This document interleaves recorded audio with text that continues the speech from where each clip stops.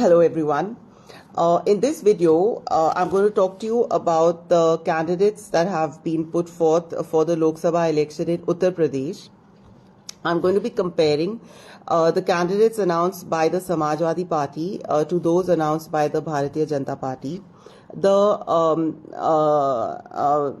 Both parties are still making some changes in the nominations, but it's more or less, in final shape, and also gives you an idea of, who are the people that each party sort of turns to and has available for it. It gives an idea of the talent pool and the educational resources that are and the social capital available to each party. The Congress party is yet to announce candidates for all, I think, 17 of the seats that it will be contesting, but that's a relatively small, and I thought that it's useful to do this analysis at this stage, since the two, the main part, the incumbent as well as the main alliance partner of the India Alliance have announced their list. And I was extremely surprised at the high quality of the Samajwadi Party candidates compared with those of the BJP candidates. I mean, it's almost as if the BJP isn't even trying to make an effort any longer. They're just completely confident of the result, and they don't care who they put forward because it seems just to be Modi's election.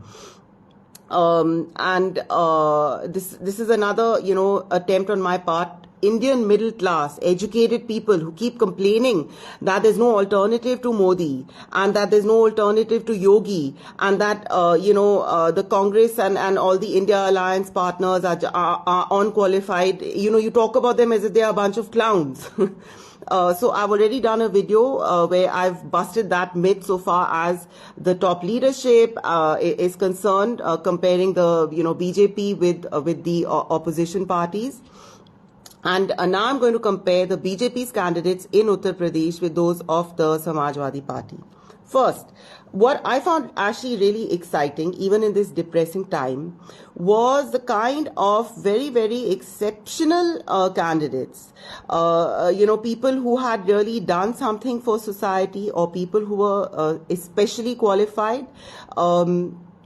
Among the candidates selected by the Samajwadi Party, because regardless of who wins or loses, we do need talented and committed people entering politics and taking an interest. And it was very heartening actually to see this happen with the candidate selection by the Samajwadi Party. Let me give you an example. It's gonna stun you.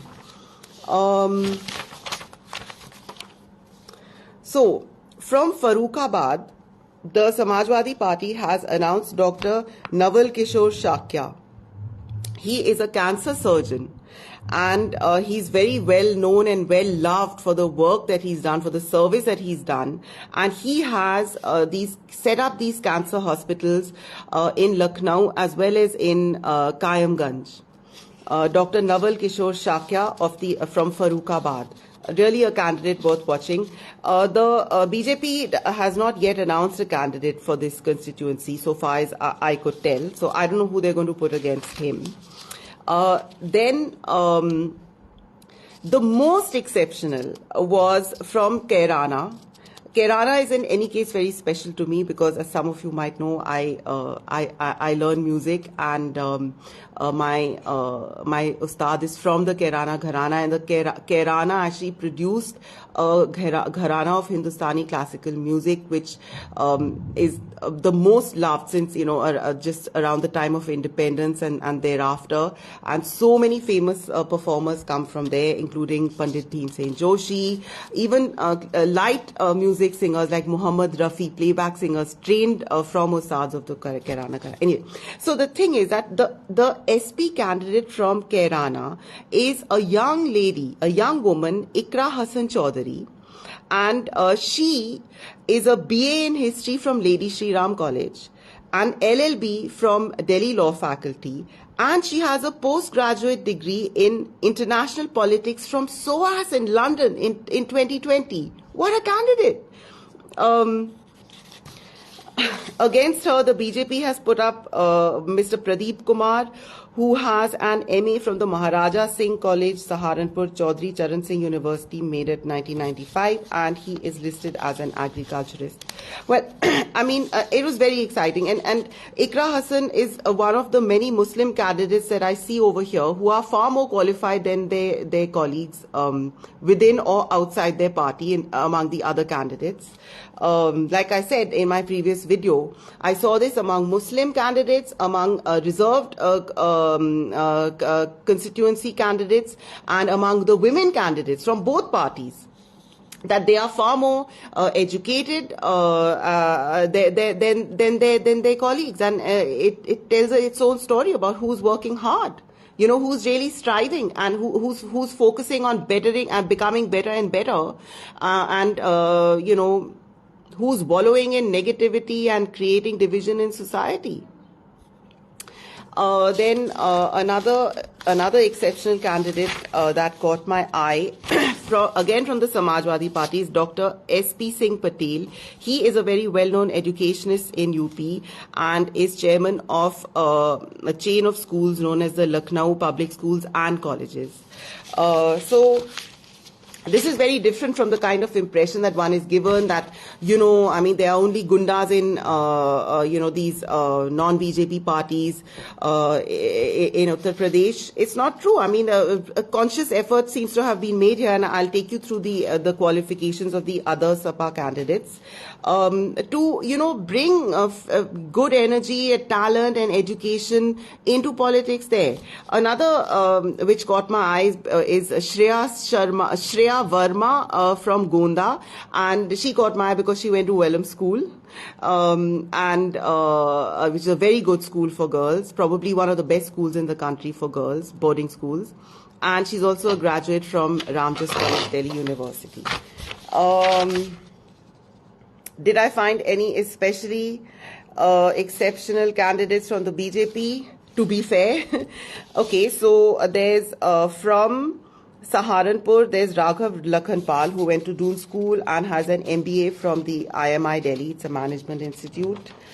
And there's also someone who had a degree from Regency University, London. I've never heard of that university, but there you are, foreign degree. You know, now look at this.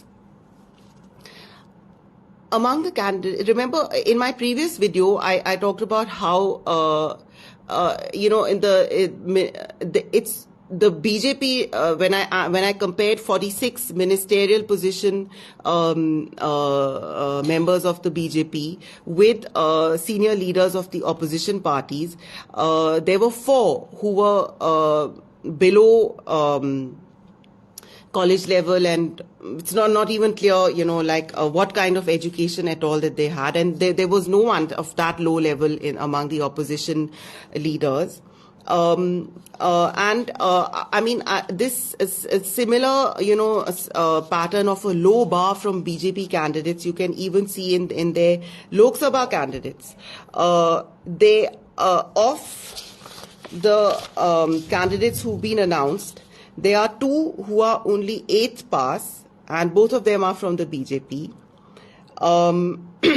Then those candidates which are only 10th pass and 11th pass are also only from the BJP.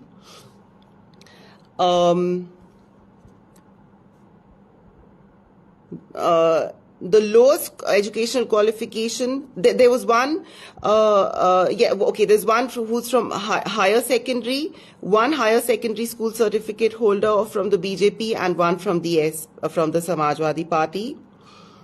There were 12th class pass, people who only cleared 12th class.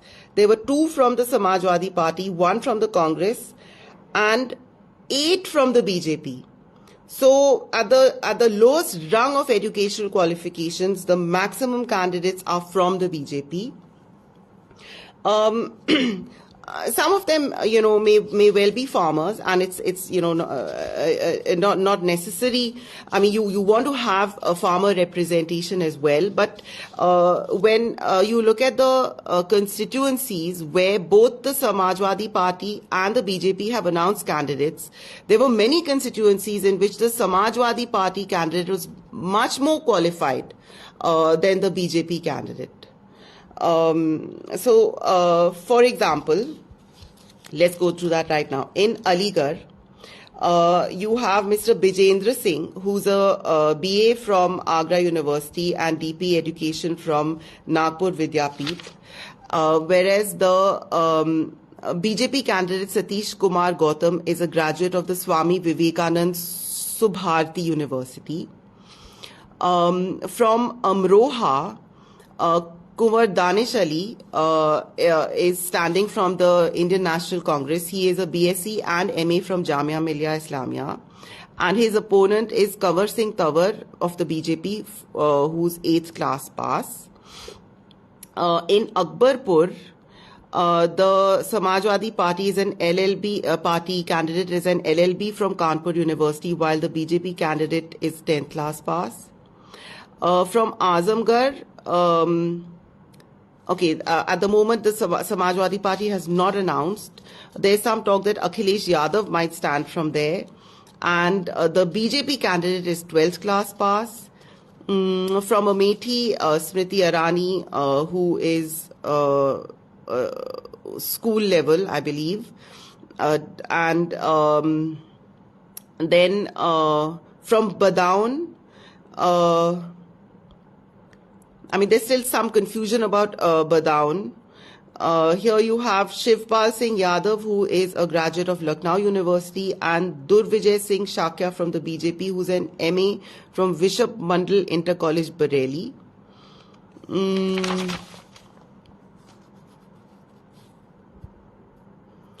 In Dhaurara, the SP candidate is a BSc and MA degree holder from Lucknow University, while the BJP candidate Rekha Verma is 12th pass. In Faizabad, the SAPA candidate is an LLB from Lucknow University, whereas the BJP candidate is a BSc from Chhatrapati Shahuji Maharaj University, Kanpur. In Fatehpur Sikri, the Congress candidate is Ramnath Sikarwar. Most likely, I think it's not been finalized, but he's a graduate from Osmania University, Hyderabad, whereas the BJP candidate is a BA holder from RVS College, Agra University. In Ghaziabad, the Congress candidate is Dolly Sharma. She has an MBA from IMS Noida and a PBM from Rajasthan University, Udaipur. And the BJP candidate is a 12th pass. He's the one who actually replaced our former Army Chief General VK Singh over there. He's 12th pass and also enrolled for the first year BCom at Meerut University. Gonda, Shreya Verma from the Samajwadi Party, Welham School and Ramjas College, Delhi University. And her opponent is from the BJP, is a postgraduate from Lucknow University. We've spoken about Kairana already. In Mathura, of course, Hema Malini stands from the BJP, so she'll probably win. And her affidavit says that she has a PhD in 2012 from Singhania Vishwavidyalaya, Udaipur. Is probably an honorary doctorate. Her opponent is from the Indian National Congress, Mr. Mukesh Dangar. He's an MBA as well as an MA Education. In Muradabad, you have the Samajwadi Party candidate Ruchi Veera. She's a graduate from Hindu Degree College, Muradabad, whereas her BJP opponent is an 11th pass agriculturist. In Mohanlalganj, which is a SC seat, interestingly, the SAPA candidate Mr. R.K. Chaudhary is an LLB from Awadh University, Faizabad. Whereas the BJP candidate Wikipedia says that he's 12th class pass, and one of his affidavits show him to have a BSc from an institution called Shia Degree College, Lucknow, in 1979. Nagina, the Manoj Kumar, the SP candidate, has an LLB from Banaras Hindu University, whereas the BJP candidate is 12th class pass. In Pilibhit, it's reversed, where the SP candidate is a 12th class pass, and the BJP candidate is quite well educated, MBA, IIMI Delhi, and BCom SRCC. Jitin Prasada, who's ex-Congress. I mean, the thing is that looking at the fate of a lot of Congress people, while you could be bringing some education when you switch over to the BJP, I just don't know what kind of trust anyone commands with the Prime Minister, and even if they do, not having come from that RSS Shaka background, I don't know how effective they're going to be in to what extent their education qualification is going to be even relevant or used, because it's not enough just to take your qualifications there. You have to be in an environment that values it and makes use of it.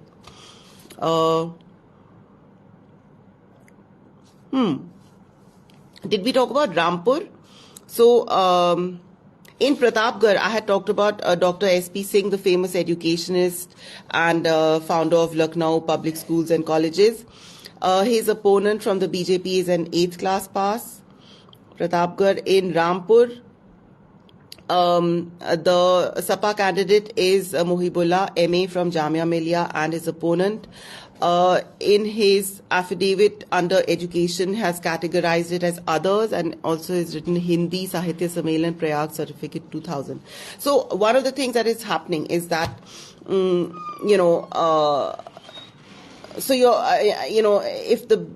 if the supporters of the BJP believe that, well, he may be educated, but if he's a Muslim, it's a no-go. Well, then, you're just painting, you're putting yourself in a position where you're denying yourself a better educated candidate just based on their religious background. And I don't see how. Middle class India, you keep saying that, the Modi and the BJP, that's the competent, that's the choice, that's the vote for competence, that's the vote for maturity. That's the vote for results, effective governance. How can it be? How can this be the case if you're just, ruling out educated people based on their religion and, taking people with relatively very, very less educational qualifications? Then when you say qualification, what exactly do you mean? That's what I want you to think about, middle class India.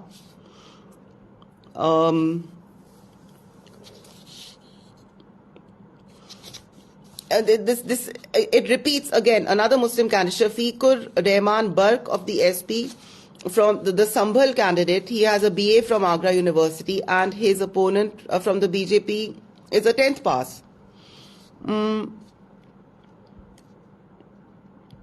Similarly, I think we spoke about Shahjahanpur already. Rajesh Kashyap of the Samajwadi Party has an LLB from Lucknow University, and the BJP opponent is 12th pass. In Unnao, the SP candidate is Anu Tandon. She has a BSc from Kanpur University.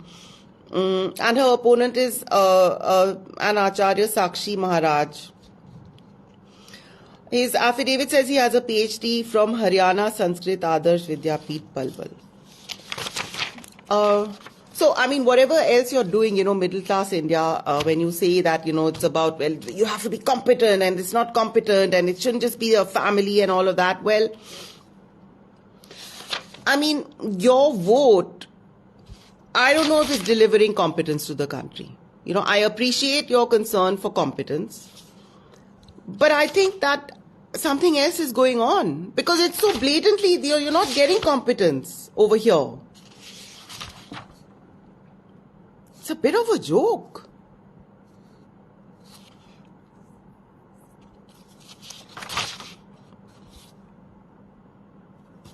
We can go through some of these. I mean, so look at the qualifications of the BJP candidates. Okay, from Aligarh, he's a graduate of Swami Vivekanand Subharati University. From Amroha, 8th pass. From Aonla, 10th pass. From Akbarpur, 10th pass. From Ambedkar Nagar, that's the one. BA, Regent University, London. From Azamgarh, 12th pass. From Amethi School, graduate Smriti Irani. From Agra, from Agra, it's a LLB and a PhD from universities of Gwalior and Meerut, respectively.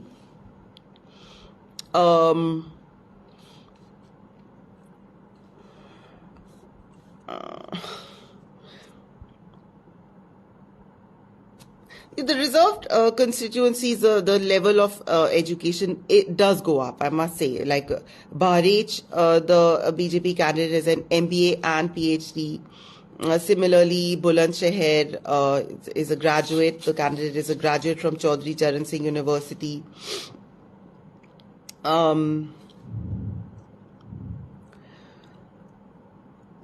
lot of these places, the opposition hasn't, BJP hasn't announced its candidate yet, but, the Sapa candidate is, so far as qualifications are concerned, has them. From Bareilly, Praveen Singh Aaron has an LLB from Rohilkhand University. From Barabanki, Tanuj Punia, probably slated to be the Congress candidate, has a BTech from ITI Roorkee.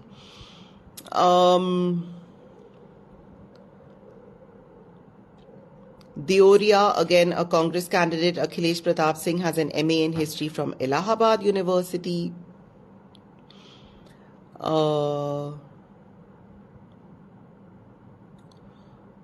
In Etawah, it seems to be quite balanced. The BJP candidate is a PhD from Kanpur University, and the SP candidate is an LLB from Kanpur.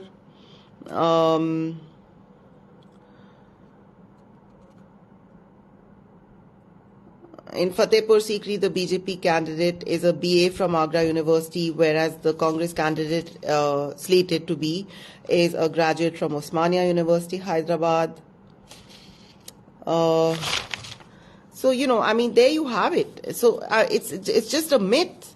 It's a fantasy that you're getting incompetence and no qualifications from the opposition, and you're getting competence and qualifications from the BJP candidates. Just it's not borne out by the facts. Kaisarganj, the BJP is undecided because the controversial Brij Bhushan, is from there.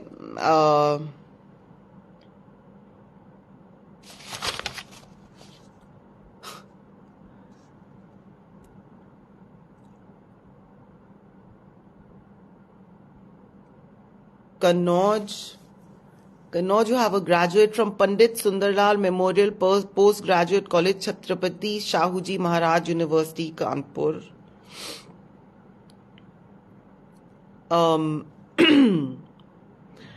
In Lucknow, of course, Mr. Rajnath Singh will win, and he has a physics degree. Apparently, he has the first degree from a first degree physics degree from Gorakhpur University. But I better check where his is from. But I mean, his opponent, who is from the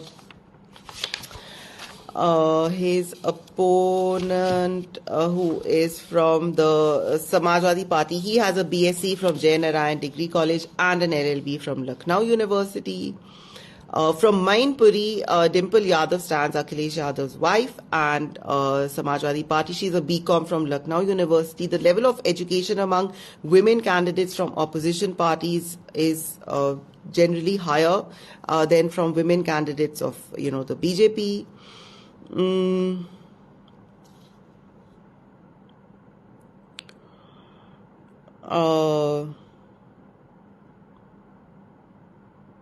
In Muzaffarnagar, you have the Sapa candidate is a BSc from Meerut University, whereas the BJP candidate is a PhD in veterinary anatomy from Hisar.